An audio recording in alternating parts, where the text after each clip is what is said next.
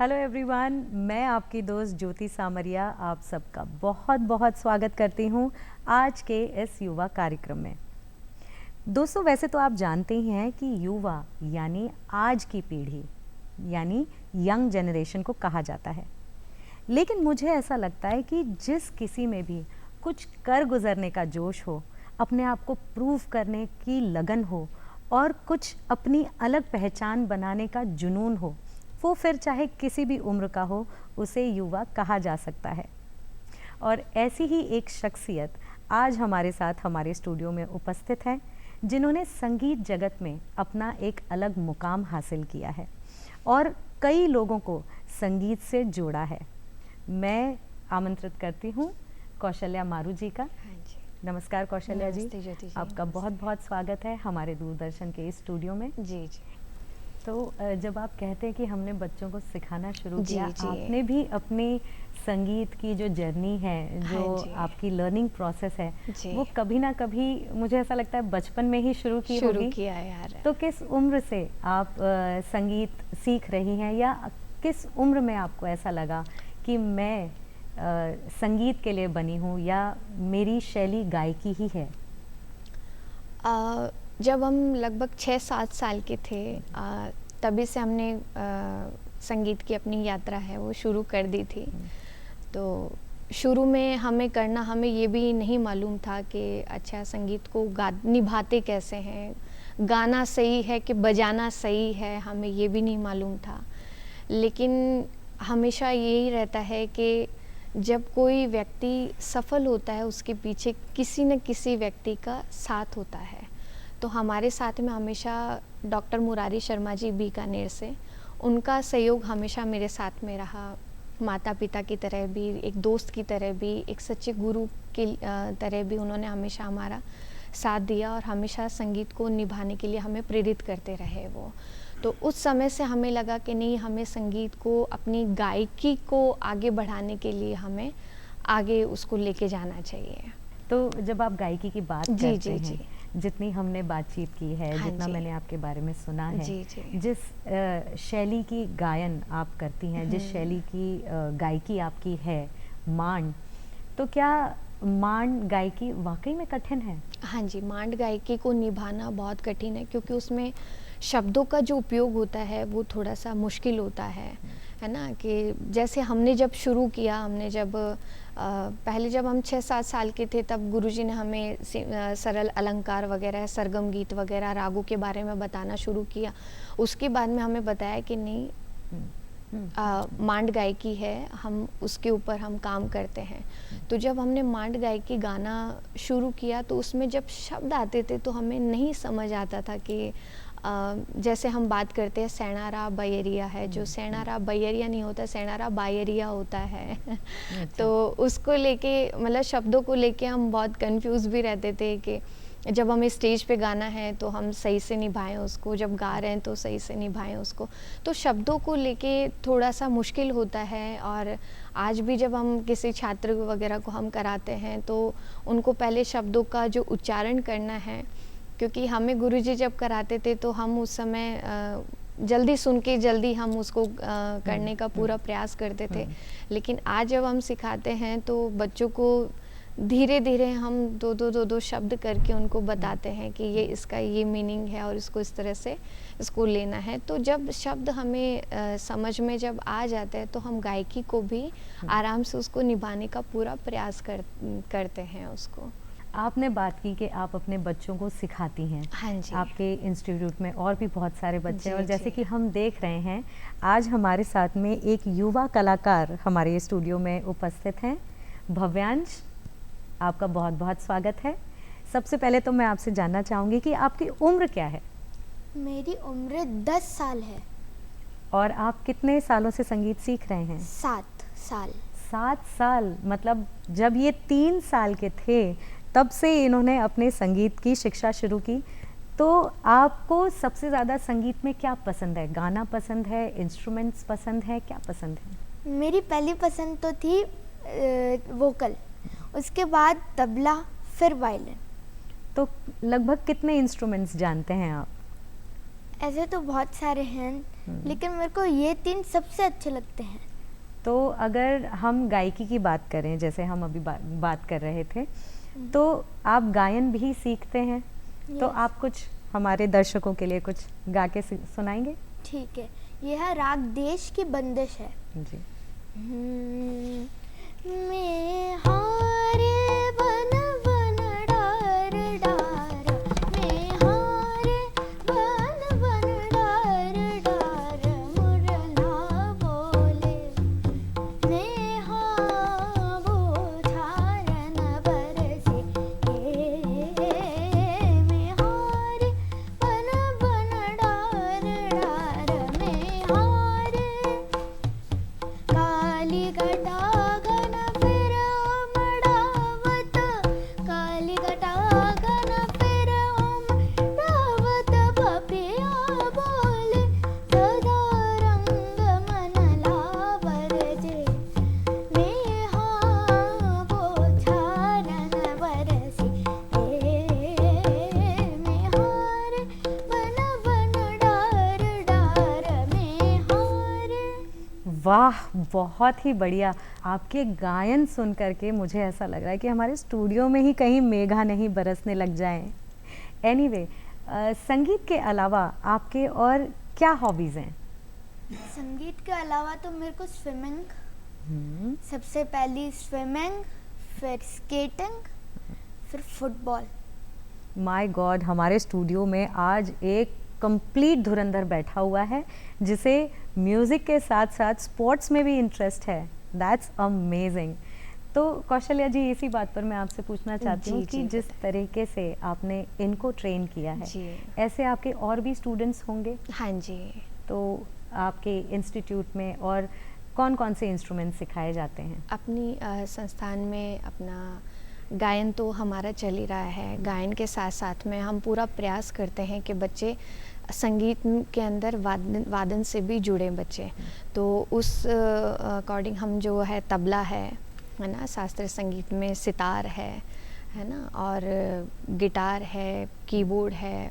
नई जनरेशन के अकॉर्डिंग हम उनको भी हमने, और वायलिन है उसकी भी शिक्षा, क्लासिकल एंड वेस्टर्न दोनों का ही हम मिक्स करके हम अपनी शिक्षा को हम यहाँ से आगे बढ़ा रहे हैं बच्चों को।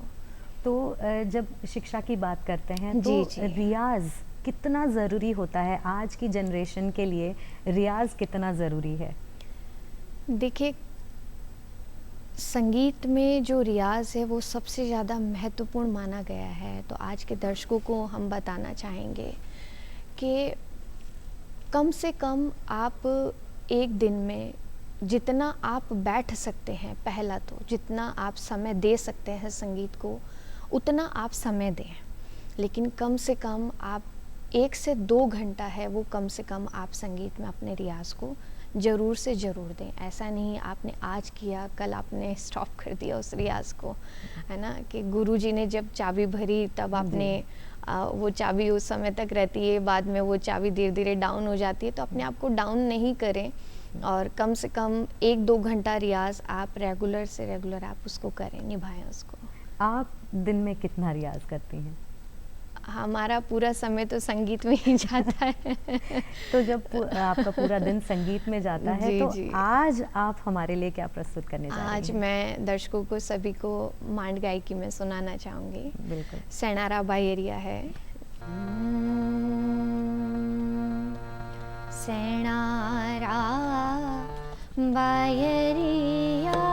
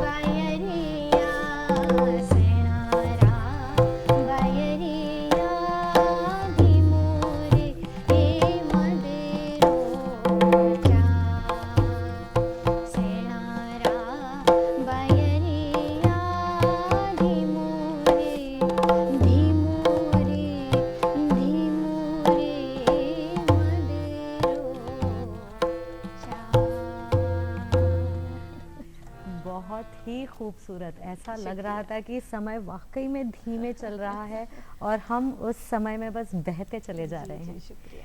इतनी अच्छी गायकी, जिस तरह से आप कहते हैं कि आपने इतना रियाज़ किया है और रोज़ आप रियाज़ करती हैं। जी। तो जब आपने रियाज़ करना शुरू किया तो कहीं न कहीं कुछ न कुछ गलतियाँ तो हर किसी से होती हैं। तो आपके जीवन में कोई ऐसा वाक़या जो आपको याद हो, जो आपके ज़हन में रच बस गया हो, जो आपका प्रेरणा स्तोत्र रहा हो, ऐसा कोई वाक़या आपके जीवन का हमें बताइए? जब हमने गुरुजी से अपनी शिक्षा प्रारंभ की, हमने शुरू की उस चीज़ को लेके, तो स्टार्ट में हमसे गलतियाँ होती थी। जैसे हमारे जो 7 स्वर हैं, सारे गा मा पा धा नि सा है, तो कभी हम म को माँ बोल देते थे, प को पा का उच्चारण कर, ग को गा भी बोलते थे हम उस चीज़ को। तो वहाँ से छोटी-छोटी गलतियाँ शुरू हुई, लेकिन उस जगह पे गुरुजी ने हमेशा यही कहा कि नहीं, हो जाएगा, तू कर लेगी। और उसी के ज़रिए मुझे एक बात भी याद आ रही है कि जब हमने पहली जो मांड गायकी की प्रस्तुति हम स्टेज पे देने जा रहे थे, तो उस समय स्टेज का डर भी हमारे अंदर उस समय तो उस समय था।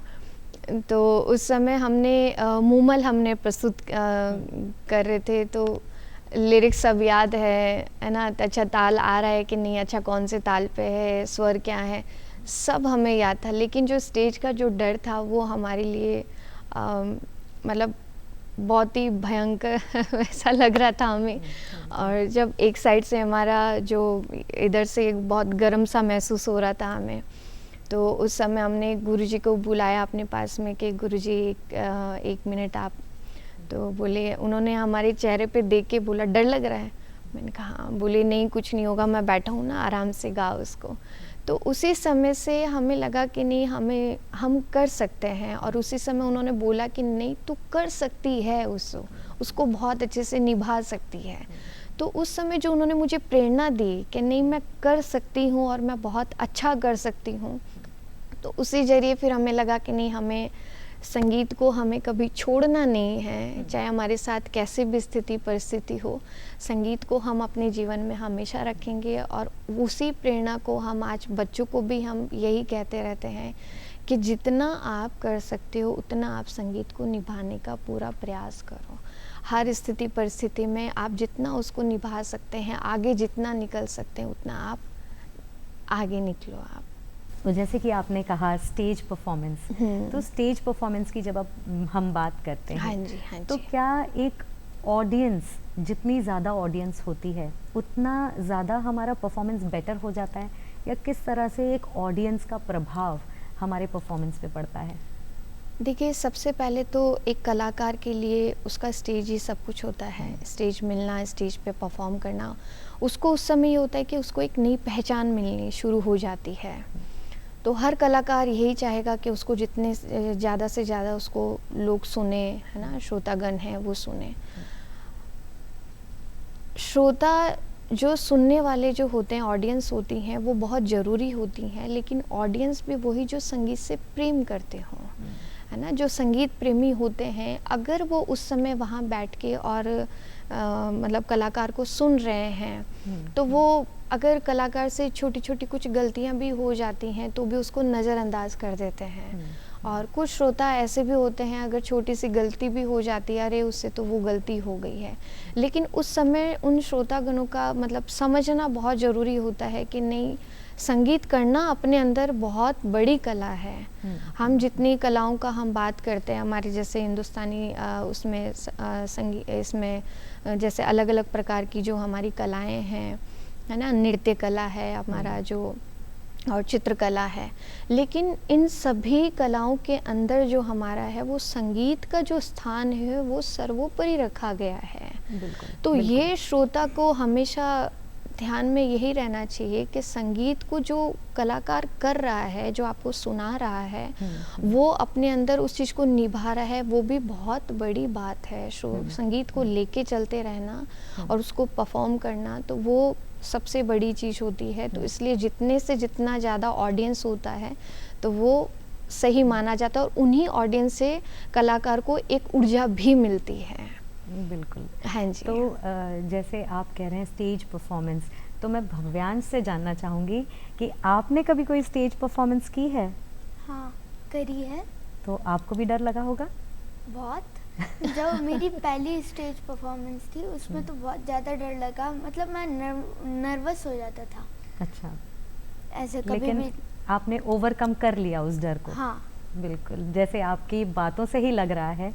और आप अभी थोड़ी देर पहले कुछ हमें सुना रहे थे अबाउट सम हिरन। यस, हिरन परन। हम्म। अब हिरन जंगल में दौड़ रहा है, मतलब वो अपने खाने को ढूंढ रहा है। तो उसे खाना लगा है, भूख लगी है, तो वो ऐसे भागते भागते ढूंढ रहा है। धीरे तक तगड़ा, धीरे तक तगड़ा, धीरे तक धीरे तक तगड़ा। अचानक से शिकारी मिल गया। तगड़ा तड़ना तगड़ा, तड़ना तगड़ा, तड़ना तगड़ा, जिंदा।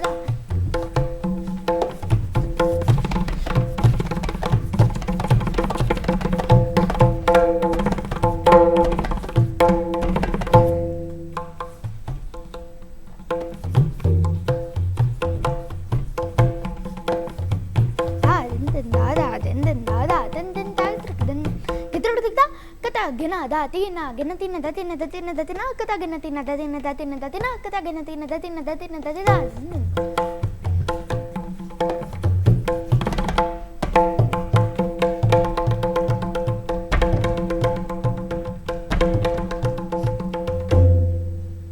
बहुत ही खूबसूरत। मुझे लग रहा था कि आप ही हिरन बन गए हो, जिस तरीके से आपके हैंड जेस्चर्स थे, जिस तरीके से आपने अपने बालों को लहरा करके जो बजाया है। Amazing, you are truly a talent. मतलब इतनी खुशी होती है मुझे जब मैं ये देखती हूँ कि हमारे राजस्थान में ही नहीं बल्कि पूरे देश में इतना टैलेंट है, इतना पोटेंशियल है, और यही टैलेंट और यही पोटेंशियल हम आप तक पहुंचाने का पूरा प्रयास करते हैं। कौशल्या जी, एक जी। और मेरा सवाल है हाँ। कि कहीं ना कहीं मुझे ऐसा लगता है कि जी। जब तक संगीत, जब तक सितार के तारों को उंगलियों से न खींचा जाए, जी। या हारमोनियम पर अपना हाथ न चले, या तबले पर अपनी थाप न लगे, तब तक वो जो संगीत है वो दिल से नहीं निकल पाता है। जी। तो अब मैं चाहती हूँ दिल से आप हमें कुछ सुना दें। जी। हम आपको मूमल सुनाना चाहेंगे। बिल्कुल Next. बिल्कुल।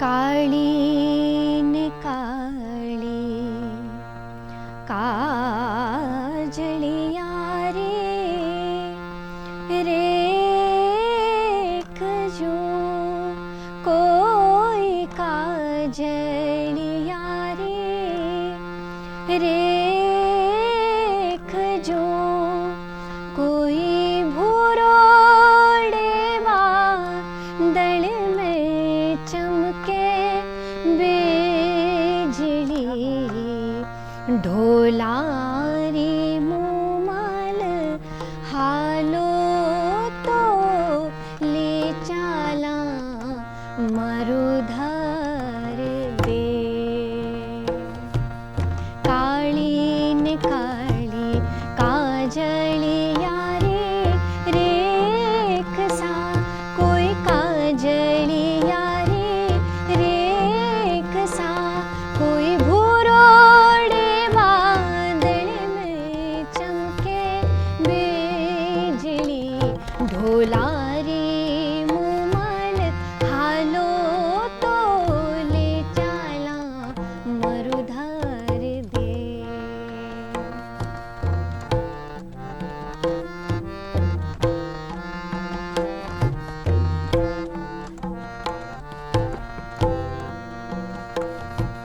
शीश ने मुमल रो बागड़ियो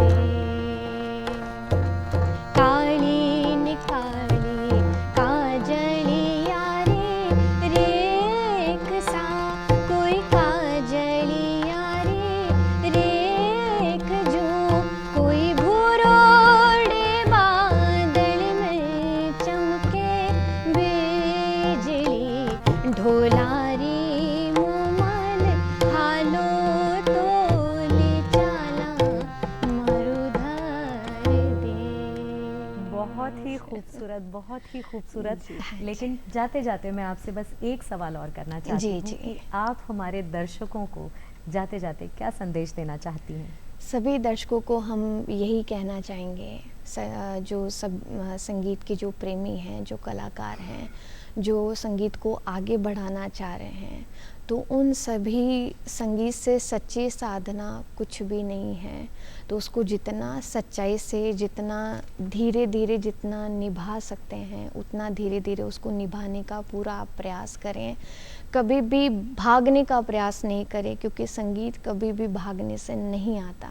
जितना आप स्थिरता से करेंगे, जितना आप धीरे-धीरे उसको करेंगे, सुबह का रियाज़ है, आपको दिन में जब करना है, शाम को, तो जितना आप सरलता से, जितना आराम से करेंगे, उतना संगीत आपके जीवन में आगे बढ़ता जाएगा।